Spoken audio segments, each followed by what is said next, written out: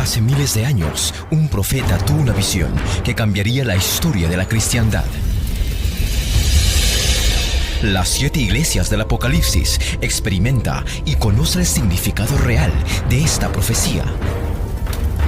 Prepárate para descubrir las verdades más profundas del mensaje de Dios para la humanidad.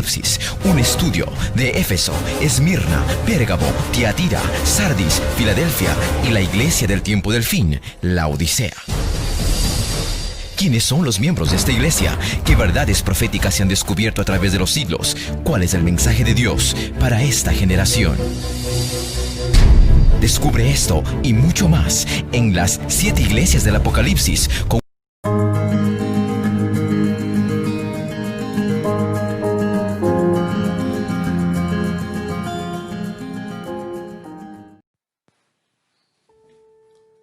un fuerte abrazo, hermanos, para todos ustedes. Damos gracias a Dios que nos permite estar una vez más para poder llevar esta bendita palabra hasta sus hogares, a sus vidas, a sus parientes y así estar siempre en comunión con el Señor. Muy bien, el tiempo se nos va rápido y tenemos que aprovecharlo. Hoy iniciamos el estudio, hermanos, de los capítulos 2 y 3 del libro de Apocalipsis. Desde luego vamos a estudiar solamente hoy el versículo 1 y al versículo 7 del capítulo número 2. Y iniciamos el mensaje que Dios traerá a cada una de estas iglesias. Entonces vamos a principiar diciendo que en estos mensajes que Dios está transmitiendo a través de su siervo Juan a cada una de estas iglesias, que eran congregaciones situadas en Asia Menor, muchas de ellas fueron fundadas por el apóstol Pablo en sus viajes misioneros y que servían para ejemplificar los diferentes tipos de iglesias que han existido y que existirán a lo largo de todo lo que es la historia de la iglesia y también de la humanidad. En el mensaje que Cristo envía a cada una de estas 7 iglesias, veremos cómo estos mensajes siguen siendo relevantes a lo largo de todos los tiempos. Lo que el Señor está diciendo a estas iglesias del Asia Menor, que son 7, pero había muchas más, siguen siendo mensajes de suma importancia hasta el día de hoy para la iglesia de nuestro Señor Jesucristo en pleno siglo XXI. Las 7 iglesias a las que se dirigen estos mensajes son las siguientes, y quiero mencionar 5 aspectos. Primer aspecto: estas 7 iglesias eran reales y estaban situadas en las ciudades que se mencionarán. Sin embargo, no eran las más importantes de aquellos tiempos, ya que solo Éfeso y la Odisea aparecen mencionadas anteriormente en la Biblia. Solo Éfeso y la Odisea. El mensaje que contiene para cada una de estas 7 iglesias concierne y resulta válido para todas las iglesias, tanto de aquella época, en todas partes, como hasta nuestros días. De todas las iglesias que pudieron ser elegidas, como la iglesia de Jerusalén, la iglesia de Antioquía, la iglesia de Alejandría, la iglesia de Corinto, la iglesia de Roma, les estoy mencionando estas iglesias que también existían, solo 7 fueron seleccionadas. El mensaje se dirige al ángel de la iglesia. Así principia cada mensaje a cada una de las iglesias. El mensaje se dirige al ángel de la iglesia. La responsabilidad de estos ángeles los hace compartir tanto la bendición como la culpabilidad de sus congregaciones. Y esto desde luego es la responsabilidad de cada pastor y de cada dirigente que está al frente de las iglesias que son de nuestro Señor Jesucristo. A veces uno, no sé si decir la palabra error o comúnmente por estar al frente de las iglesias uno dice mi iglesia, y lo he notado en la mayoría de pastores y predicadores, hasta yo me sumo a ellos, pero en realidad no es nuestra iglesia. Ese es el problema, que a veces muchos predicadores y pastores o apóstoles llegan a creer y a confundirse muchas veces que las reglas, normas que ellos imponen son más de acatamiento que lo que Dios está ordenando en su palabra. Y lamentable y tristemente, muchos miembros le temen más al pastor que a Dios. Obedecen más las reglas y las normas que el pastor está imponiendo dentro de la iglesia que lo que la misma palabra de Dios está diciendo. Hay que tener mucho cuidado con esto, porque no es mi iglesia, es la iglesia de nuestro Jesucristo. Entonces, les está compartiendo a través de estos mensajes tanto la bendición como la responsabilidad que estos ángeles tienen al frente de la iglesia. ¿Por qué la iglesia de Éfeso ocupa el primer lugar en la lista de estas 7 iglesias? Es una pregunta muy interesante. ¿Por qué? Y les voy a mencionar acá. En aquella época, Éfeso era el puerto más importante de toda Asia y era conocido como el mercado de Asia. En el pórtico que era Éfeso, era un pórtico para todos aquellos que venían de Roma, como también aquellos que iban para Roma o hacia Roma, estaban obligados a pasar por este pórtico que era Éfeso. Éfeso se convirtió también en la ciudad más importante, rica y relevante de Asia. Éfeso era reconocida como la ciudad libre, honor que le fue conferido a algunas poblaciones por los servicios que prestaban al imperio romano. Es decir, que Éfeso, por estar muy de la mano, muy acorde con las políticas económicas, religiosas y sociales y de cualquier otra área o índole, fue reconocida como una ciudad libre por el imperio romano. De lo contrario, los romanos no lo hubieran hecho. En Éfeso se celebraban los Juegos Olímpicos más importantes de Asia. El apóstol Pablo permaneció más tiempo en Éfeso que en cualquier otra ciudad y estuvo íntimamente relacionado con los ancianos de la iglesia de Éfeso, como lo menciona el libro de los Hechos en su capítulo número 20. También algo que hay que destacar muy importante es que en Éfeso estaba el templo a la diosa Artemisa, que era el nombre que los griegos le daban a esta diosa, y que para los romanos era la diosa Diana. Era un templo hermoso que tenía de largo más de 127 metros y una altura de más de 60 metros. Estaba formado por más de 100 columnas este templo de mármol y con un cortinaje precioso y con una arquitectura preciosa de los mejores arquitectos de aquel tiempo y también escultores. Y dentro de este templo estaba la imagen de la diosa Diana, a quien le daban muchos tributos y cultos, y cuando las personas seguidoras de esta Artemisa o diosa Diana celebraban una fiesta, lo hacían con tanta depravación, con tanta carnalidad, que la fiesta era puramente orgías. Ahí, ante esa situación que les estoy narrando, ahí estaba la iglesia de Éfeso, solo para que tomen una idea. Segundo aspecto, es que el hecho de ser un ángel, el destinatario de cada iglesia, estudiosos de la Biblia han considerado que cuando Juan menciona ángel o denomina ángel, se refiere al pastor o responsable de la iglesia. Tercer aspecto, se refiere al comienzo de cada una de estas 7 iglesias. Ese tercer aspecto, todas siguen el mismo patrón, utilizándose las palabras conozco tus obras. Es decir, Dios tiene conocimiento interno y cercano de la realidad de cada una de estas 7 iglesias a las que se dirige. ¿Y sabes por qué? Porque de hecho, son sus iglesias y Él conoce a cada una de ellas.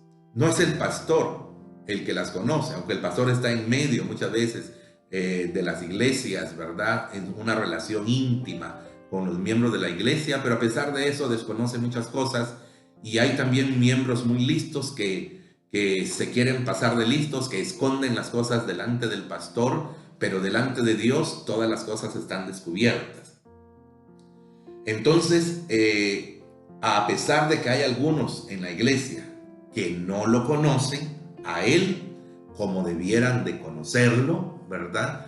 Cristianos con una vida espiritual muy indiferente, muy apagada, muy apática, muy sin importarle las cosas espirituales, Dios sí los conoce a ellos. Y recuérdense que el Señor es el que está moviéndose, auditando, supervisando, escudriñando, analizando a las 7 iglesias, como lo vimos en el capítulo número 1. Cuarto aspecto: en cada carta dirigida a las 7 iglesias, Juan dedica las primeras palabras para elogiar alguna conducta o actitud digna de alabanza, y luego pasa a exponer un mal o algo que está incorrecto dentro de las iglesias, un comportamiento que no es agradable a lo mejor delante de Dios.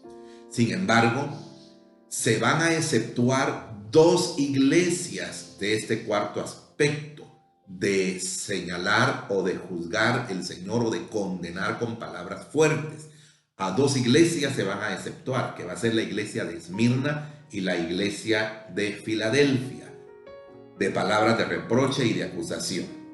Esmirna fue la iglesia mártir, y hablaremos de esto en su oportunidad cuando la analicemos.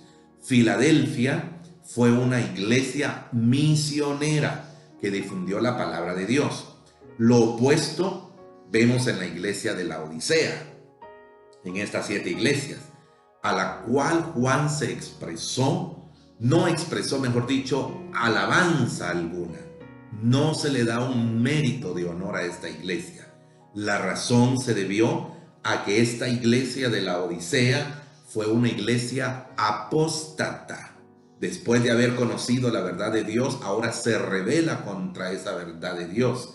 Es decir, una iglesia que, conociendo la verdad, la rechazó y se apartó de ella. Quinto aspecto: es la manera en que también cada carta, que es una advertencia, el que tiene oídos para oír, oiga lo que el Espíritu dice a las iglesias, es un mensaje que trasciende y es aplicable a las iglesias de todo el mundo. Empecemos con el versículo número 1 entonces. Escribe al ángel de la iglesia en Éfeso, el que tiene las 7 estrellas en su diestra, el que anda en medio de los 7 candeleros de oro, dice esto. La iglesia de Éfeso fue establecida, como lo dije anteriormente, por el apóstol Pablo en su tercer viaje misionero, donde permaneció por espacio de 3 años. El tercer viaje misionero fue alrededor de los años 53 al 56 después de nuestro Señor Jesucristo. Y usted puede leer el libro de los Hechos en el capítulo 18 del verso 22 al 28 y capítulo 19. El apóstol Pablo partió por tierra desde Antioquía hacia Tarso, pasando por Derbe, Listra, Iconio y Antioquía de Pisidia. De allí fue a Éfeso. Partió luego por mar hacia Aso, que significa también Misia. De allí fue hacia Macedonia, pasando por Neápolis, Filipos, Anfípolis y por mar a Corinto. Luego por tierra de Atenas, Berea y Tesalónica, volviendo por el mismo camino a Éfeso, y de esta ciudad fue por mar a Mileto y Patara, de donde salió hacia Tito, Cesarea y Jerusalén en el año 56 al 57 después de nuestro Señor Jesucristo. Entre las ayudas espirituales o dirigentes espirituales del apóstol Pablo encontramos a Aquila, a Priscila, a Apolos, a Timoteo y a Juan, que es el autor del libro de Apocalipsis, el autor del Evangelio de San Juan también, y el escritor de las cartas de Juan, quien era conocido como el apóstol del amor, apodado así porque era aquel discípulo que se recostaba en el pecho de nuestro Señor Jesucristo y que los compañeros apóstoles le habían llamado de esta manera. También fue conocido como el hijo del trueno, debido a que Juan tenía un carácter fuerte. Juan llegó a ser pastor de la iglesia de Éfeso, hasta que finalmente fue encarcelado por el emperador romano Domiciano, que ya mencioné anteriormente, quien lo desterró a la isla de Patmos, que quedaba a 80 kilómetros de distancia, donde estuvo preso por 10 años, y luego de cumplir la condena, Juan regresa a Éfeso, donde él va a morir de enfermedad natural cerca de los 100 años, y fue el único apóstol que no vio muerte violenta o trágica como los demás apóstoles, sino que murió de una enfermedad. Escribe al ángel de la iglesia en Éfeso, el que tiene las 7 estrellas en su diestra. El que tiene las 7 estrellas en su diestra es Cristo, el que tiene en su mano derecha a los mensajeros. Oiga eso, a los pastores. Es Cristo que nos tiene en su mano derecha, y el que tiene bajo su control también a las iglesias. El que anda en medio de los 7 candeleros de oro.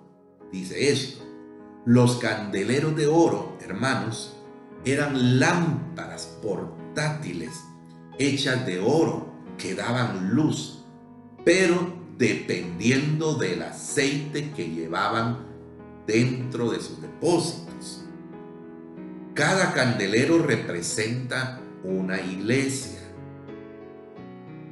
El significado bíblico es todo lo que es completo, cuando nos habla del versículo 7. Pero volviendo al candelero de oro, representa cada iglesia, y su luz representa la verdad y vida que irradiaba de cada una de ellas a sus comunidades. Esto es muy interesante y muy importante para el día de hoy, a todas las iglesias y para todos los cristianos. Debemos de ser luz, como nuestro Señor Jesucristo lo dijo, y yo lo mencioné en el mensaje anterior, en medio de las tinieblas de este mundo. Debemos de iluminar. Cristiano que no ilumina no es cristiano. Iglesia que no ilumina la luz de Jesucristo, perdonen que se los diga, pero anda mal, anda torcida, anda en desobediencia. El pastor no está haciendo a lo mejor un trabajo correcto. Pero también no quiero juzgar del todo al pastor, porque hay quienes sí se esfuerzan y se esmeran por hacer un trabajo correcto, pero son los miembros de las iglesias los que muchas veces no reaccionan, porque todavía viven en un mundo de mucha atracción a los deseos y cosas del mundo, y no digamos a los instintos y deseos carnales también. Versículo número 2. Yo conozco tus obras y arduo trabajo y paciencia, y que no puedes soportar a los malos, y has probado a los que se dicen ser apóstoles y no lo son, y los has hallado mentirosos. Cuando dice yo conozco tus obras, nos está dando a entender esto.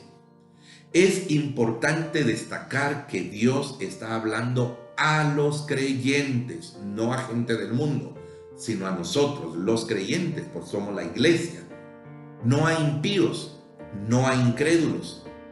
Está hablando el Señor a nosotros por sus obras, que se supone nosotros debemos de hacer buenas obras. Está hablando el Señor por su sufrimiento, por la paciencia que esta iglesia ha tenido. También hay cristianos y hay iglesias en pleno siglo que han sufrido por causa del evangelio de nuestro Señor Jesucristo. El Señor está hablando por su paciencia de discernimiento o sabiduría para saber evaluar a los hombres que afirmaban eran de Dios, pero que sus hechos negaban lo contrario. Cristo alaba las buenas obras de los hermanos de la iglesia de Éfeso, Esas obras no fueron hechas por ellos para ganar el perdón de sus pecados, ni tampoco su salvación, sino que por el contrario, esas obras fueron hechas por amor a las almas, como reflejo del gran amor de Cristo al mundo y hacia ellos como iglesia. Ellos lo sabían perfectamente bien. Por eso el libro de Efesios capítulo 2 versículo 8, donde Pablo les habla también a los miembros de esta iglesia, Pablo les está diciendo: porque por gracia sois salvos por medio de la fe.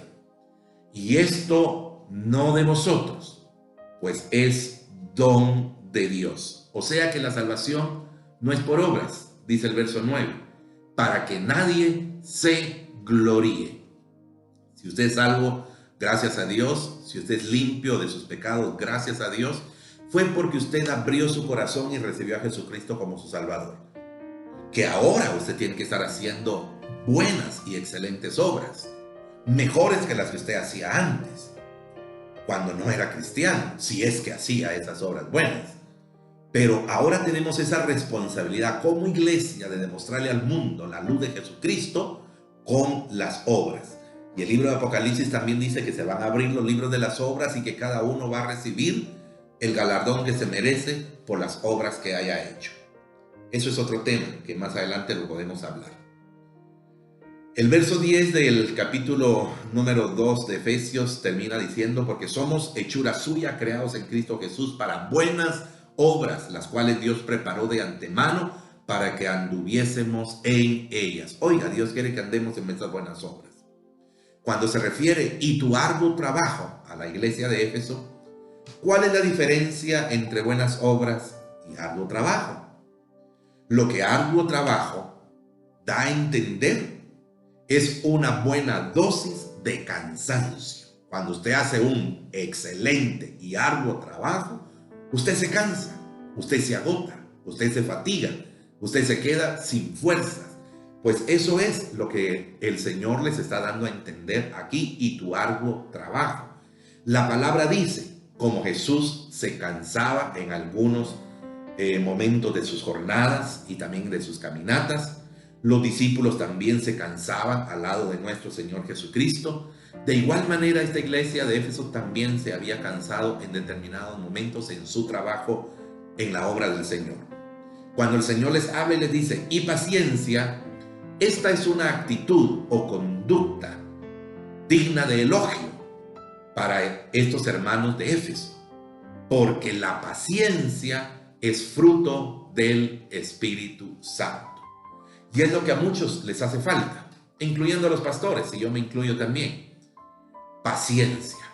Dios quiere que tengamos paciencia, y esta iglesia había alcanzado a tener un alto nivel de paciencia que Dios los está elogiando por esto en su palabra.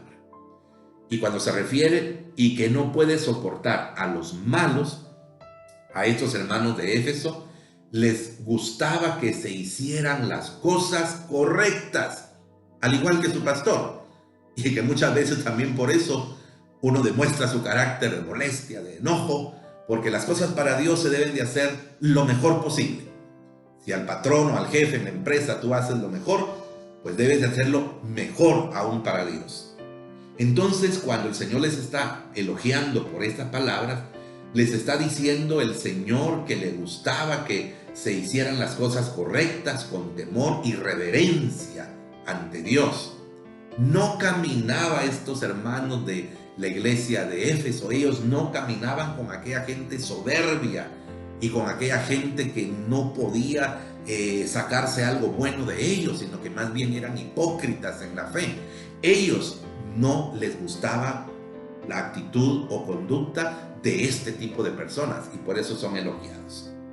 Y cuando el Señor les dice: y has probado a los que se dicen ser apóstoles y no lo son, y los has hallado mentirosos, estos hermanos de Éfeso tenían inteligencia espiritual. Y yo te animo a ti, te exhorto a que tú también tengas inteligencia espiritual.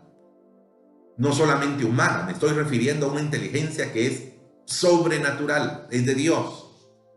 O don de discernimiento del Espíritu Santo tenían estos hermanos. Eran capaces de probar a aquellos que llegaban a la iglesia de Éfeso, haciéndose pasar por apóstoles. Hermanos, hay que tener mucho cuidado. Y ustedes saben que yo como pastor soy muy cuidadoso y celoso por eso también. Hasta de las palabras que se comparten en el boletín o los videos que también se envían al boletín de la iglesia. Soy muy cuidadoso, muy analítico, muy temeroso de Dios. Discierno antes de poder compartirlo con ustedes. Y que esos apóstoles ante la iglesia de Éfeso no lo eran. Eran lobos vestidos de ovejas. Y ellos los rechazaban inmediatamente.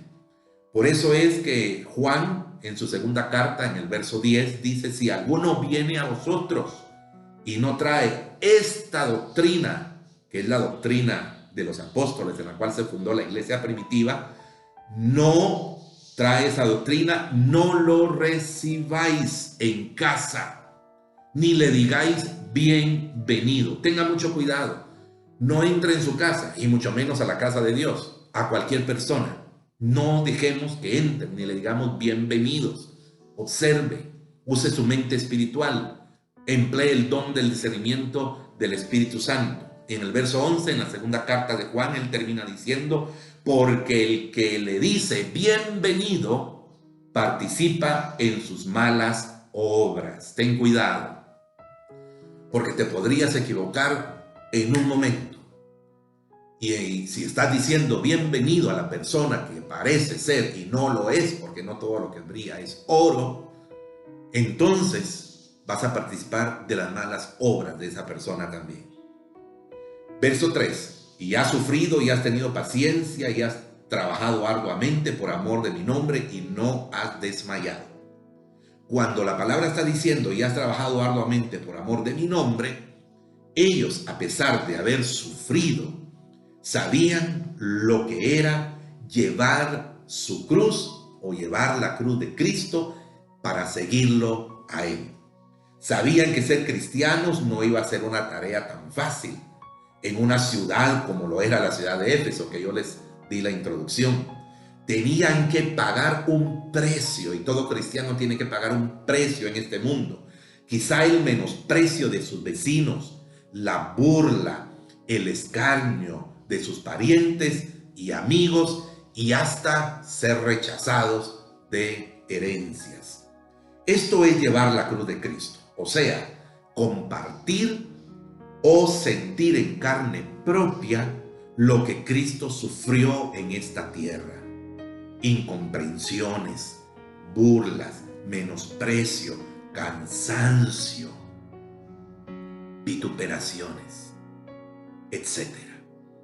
Cuando la palabra les está hablando a la iglesia de Éfeso y le dice: y no han desmayado, por más de 40 años, oigan eso, por más de 40 años, nosotros apenas llevamos 15 años como iglesia, desde su fundación, la iglesia de Éfeso, habían permanecido fieles a la palabra de Dios por más de 40 años.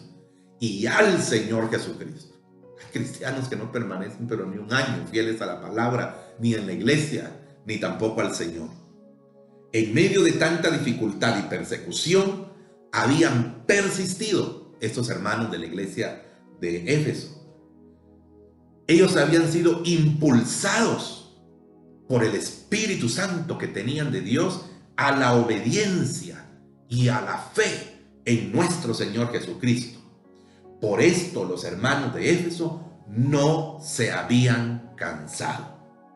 En el versículo número 2, cuando expliqué: y tu arduo trabajo, me estoy refiriendo al versículo 2 de este capítulo, indiqué que había dado a entender una buena dosis de cansancio. Y a lo mejor alguno está pensando: pastor, pero ahora usted está diciendo aquí que ellos no se cansaban y que habían permanecido en la obediencia y en la fe. Sí, así es. Aunque aquí encontramos una paradoja bíblica, ¿verdad?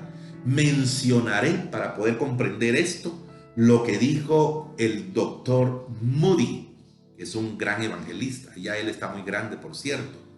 El doctor Moody dijo: en cierta ocasión, Me canso en el trabajo, pero no del trabajo. Qué interesante, qué excelente expresión esta.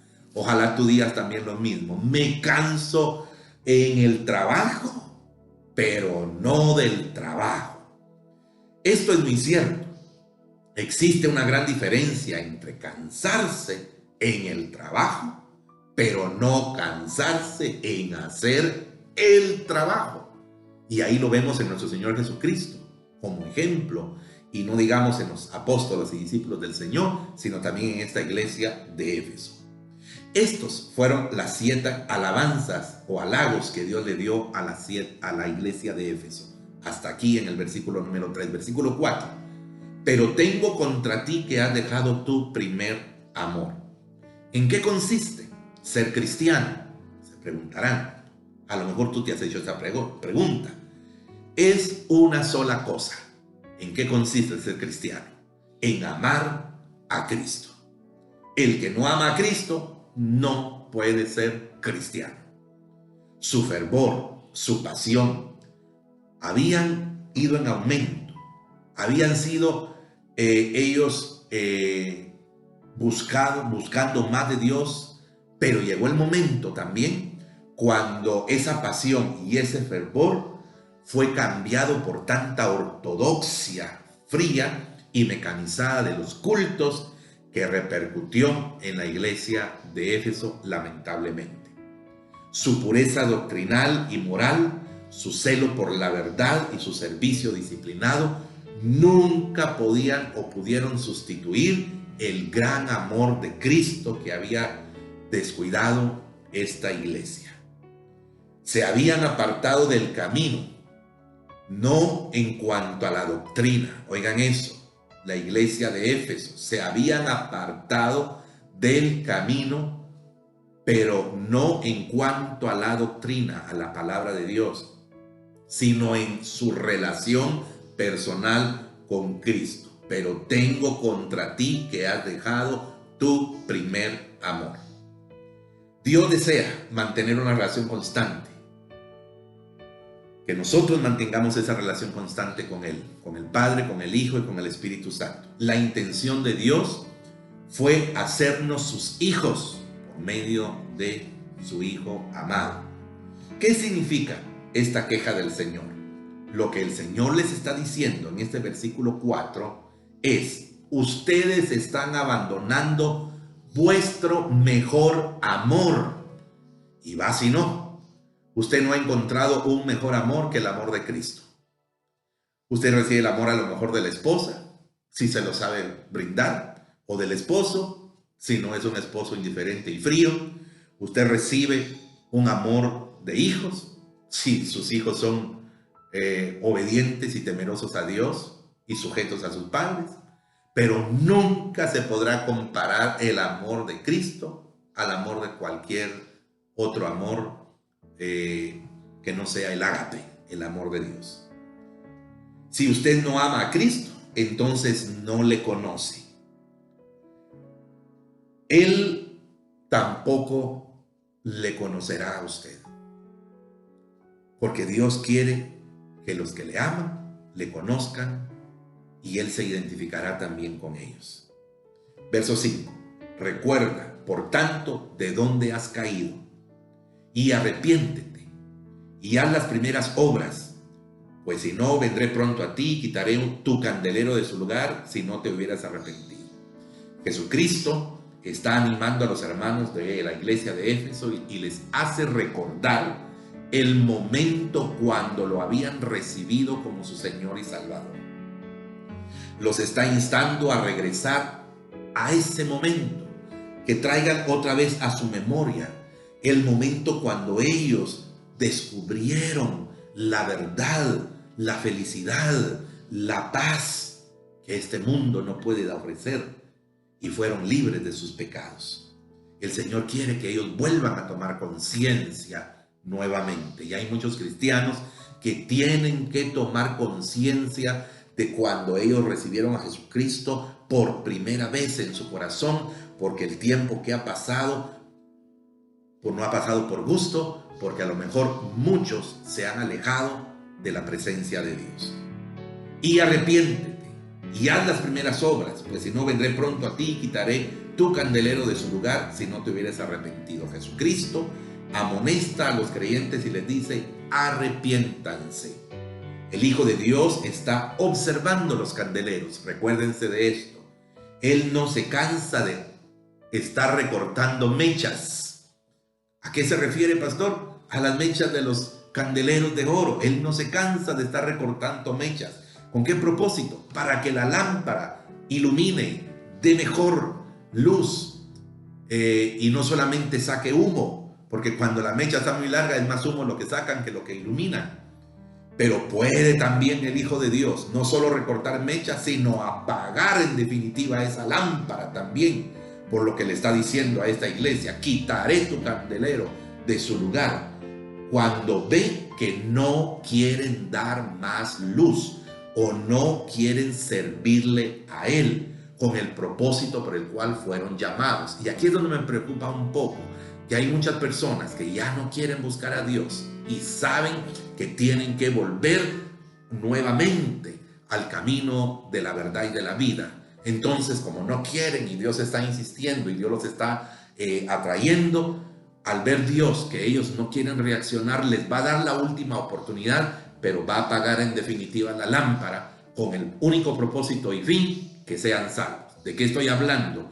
A lo que dice la palabra de Dios: al que por muchas veces es llamado, reprendido o redarguido en su corazón por nuestro Señor Jesucristo, al fin, dice la palabra, será cortado. Cuando dice el verso 6: pero tienes esto, que aborrece las obras de los nicolaitas, las cuales yo también aborrezco. La palabra nicolaitas, hermanos, es una palabra compuesta. Nico, que significa gobernar o conquistar, y laos, que significa gente. Esto quiere decir gobernar entonces a la gente. No está muy claro quiénes eran estos nicolaitas. Algunos creen que era una orden sacerdotal que estaba compuesta o comenzando a formarse por gente que querían gobernar a las demás personas. Y se atribuye esta orden de los nicolaitas a un hombre llamado Nicolás de Antioquía, un apóstata que había formado un culto gnóstico autónomo, se había rebelado contra la verdad de Dios, y que la doctrina de este hombre apóstata era que había que practicar y probar el pecado para poder comprenderlo. Se entregaban a todo tipo de prácticas pecaminosas con el argumento que estos pecados no tocaban el espíritu del hombre. Y la iglesia de Éfeso aborreció a este grupo de nicolaitas. Termino aquí. El que tiene oídos, oiga lo que el Espíritu dice a las iglesias: al que venciere, le daré a comer del árbol de la vida, el cual está en medio del paraíso de Dios. Esta es una alerta del Espíritu Santo para aquellos creyentes que tienen oídos sordos, para aquellos que ya no tienen percepción espiritual.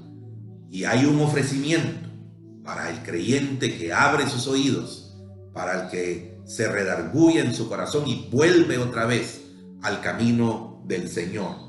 Hay un ofrecimiento al que venciere, al que se levantare nuevamente, al que recobrare nuevamente la verdad de Dios, su palabra, y andar con Jesucristo, al que venciere y participare de todas estas bendiciones que Dios nos ofrece, que van a venir pronto para la iglesia, le va a dar de comer del árbol de la vida, que es vida eterna y que está en medio del paraíso de Dios. Que Dios les bendiga, mis amados hermanos. Gracias por su atención. Deseo que ustedes sigan analizando y meditando en este estudio que rápidamente se los estoy dando porque el tiempo no permite entrar a más explicaciones, pero que esto sea una luz para que ustedes ahora puedan entender el primer mensaje a la iglesia de Éfeso. Que la paz de Dios sea con ustedes, y quiero enviar un saludo con todo mi corazón y con toda mi alma a mi querido hermanito, como yo le llamo, a mi hermanito del alma, Abraham, que está en Estados Unidos. Estamos orando por ti, hermanito, que Dios te guarde y sé que estás bajo esa cobertura de Dios. Y a mi querida hermana también, Nancy, que está en Canadá. Que Dios te bendiga, hermanita. Estamos orando por cada uno de ustedes, por la familia, y sé que Dios les está guardando y protegiendo también. Te quiero mucho. Son mis hermanitos del alma y sé que ustedes también están buscando más de Dios y que el Señor les guarde, les proteja, les provea y les bendiga grandemente a través de estas enseñanzas y nos prepare más cada día, porque la venida de nuestro Señor Jesucristo está ya a las puertas. Velad y orad, porque Cristo viene pronto. Shalom, amada iglesia, a todos los amo, los quiero, bendiciones. Amén.